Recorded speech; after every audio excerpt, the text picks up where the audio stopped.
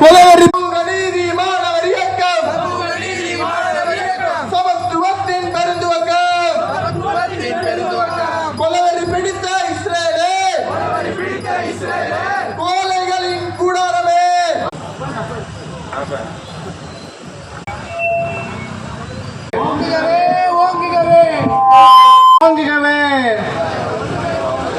நீங்குகவே நீங்குகவே பயங்கரவாதம் நீங்குகவே. ஓங்கி சொல்வோம் உறக்கச் சொல்வோம் ஒன்றே குலம் ஒருவனே இறைவன். போராட்டம் இது போராட்டம். சமூக நீதி மாணவர் இயக்கம். போராட்டம் இது போராட்டம்.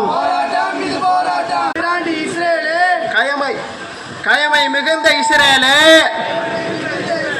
பாலஸ்தீன மக்கள் மீது பயங்கரவாதத்தை நிகழ்த்தாதே, கொல்லாதே கொல்லாதே. ஐக்கிய இஸ்ரேல் செய்திகளுக்கு ஆகாதே நீ அடமானம். அரசின் முன்பு ஐநா சபை ஏன் தோற்கிறது?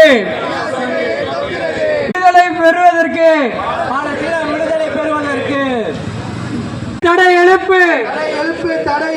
இஸ்ரேலுக்கு தடை. படை அனுப்பு. அடுத்ததாக சென்னை மண்டல செயலாளர் ஜெயனுல்லா போற்றி புகழ்ந்தவனாக இந்த கண்டன ஆர்ப்பாட்டத்தை துவங்குகிறோம்.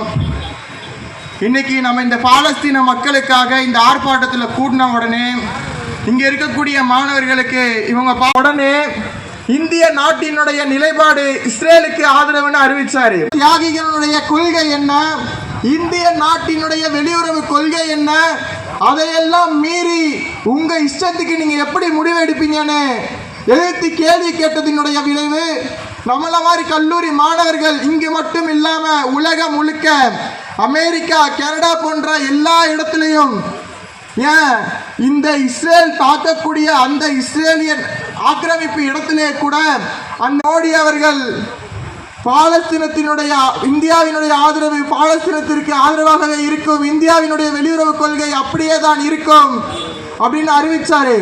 அதற்கு பிறகு ஐநா சபையில் ஒன்று கூடிய நாடுகள் 119 நாடுகளினுடைய வாக்குகளை பெற்று பாலஸ்தீனம் தனி நாடு அந்தஸ்து பெற்றது.